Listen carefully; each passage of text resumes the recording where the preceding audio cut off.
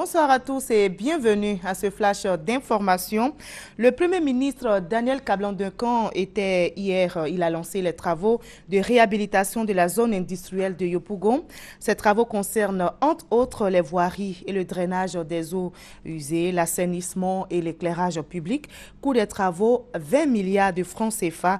Le projet va durer 13 mois. La ministre de la Solidarité, de la Famille, de la Femme et de l'Enfant vient d'avoir une rencontre avec les associations des victimes de guerre. C'est une rencontre périodique pour évoquer la question de leur prise en charge. Ces victimes seront indemnisées selon la ministre Anne-Désirée Oloto. Le président de la République a mis à leur disposition un fonds de 10 milliards de francs CFA.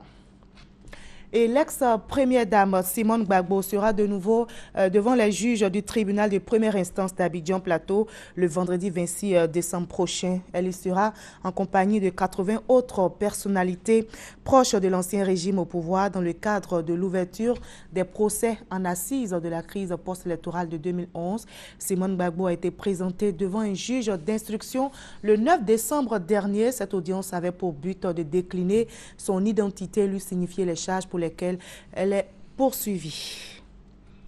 Le ministère de la Construction, du Logement, de l'Assainissement et de l'Urbanisme met des terrains viabilisés à la disposition des populations. L'agence de gestion foncière, l'une des structures techniques du ministère de la Construction, vient d'aménager un site de plus de 9 hectares à Cocody.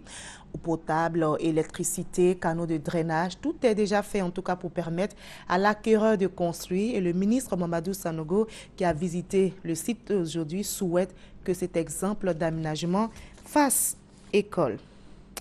En dehors de la Côte d'Ivoire, en Sierra Leone, les autorités ont annoncé le 12 décembre dernier l'interdiction des rassemblements publics pour Noël et le Nouvel An, y compris les offices religieux, en raison de l'épidémie, c'est-à-dire le virus Ebola. Et cette décision a été réitérée par le chef de l'État à une semaine de Noël.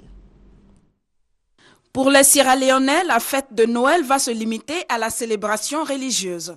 Tous les rassemblements publics sont interdits, y compris les activités autour des restaurants, boîtes de nuit et zones de plage dans la région de l'Ouest.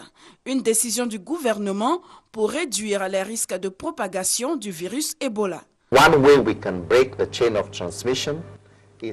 L'une des façons de briser la chaîne de transmission se situe au niveau des communautés. Donc, une fois que l'on aura fait cela, on pourrait réellement diminuer les chiffres. C'est pourquoi le président a pensé que c'était nécessaire de décider que pour célébrer Noël cette année, aller à l'église suffirait. Et après avoir été à l'église, nous souhaitons que tout le monde retourne chez soi pour la journée. Des mesures encore plus draconiennes pour le Nouvel An. Toutes festivités, également les offices religieux, sont interdits. L'état d'urgence décrété le 31 juillet demeure en vigueur, ont rappelé les autorités. Notre décision en tant que gouvernement de diminuer les festivités concernant Noël et jusqu'au Nouvel An est motivée par le fait que dans les régions de l'Ouest, en particulier, nous avons une hausse des cas de nouvelles infections liées à Ebola comparé au reste du pays. De telles mesures ont été également arrêtées à Conakry. Le gouverneur de la ville a décrété l'interdiction des fêtes de fin d'année, invoquant le respect de l'urgence sanitaire. La Guinée, la Sierra Leone et le Libéria sont les 3 pays les plus touchés par la fièvre Ebola. À ce jour, plus de 18 500 personnes y ont contracté le virus, 6 900 en sont mortes. La France est sur le qui-vive après l'attaque qui a fait 1 mort et 9 blessés, dont 5 graves lundi dernier à Nantes. Le Premier ministre Manuel Valls a annoncé le déploiement de 200 à 300 militaires en renfort pour assurer la sécurité dans le pays, un moyen surtout de rassurer la population et d'éviter l'emballement. Et nous sommes mercredi, justement, nous aurons notre Ecoplus, le dossier Ecoplus. Depuis hier, vous le savez, les prix du péage du 3e pont sont disponibles.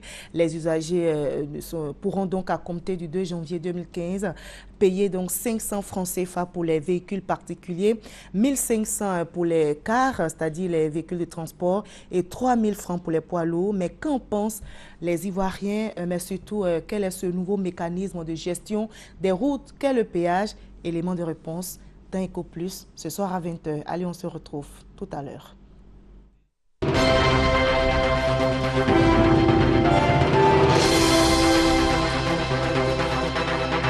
Dakar.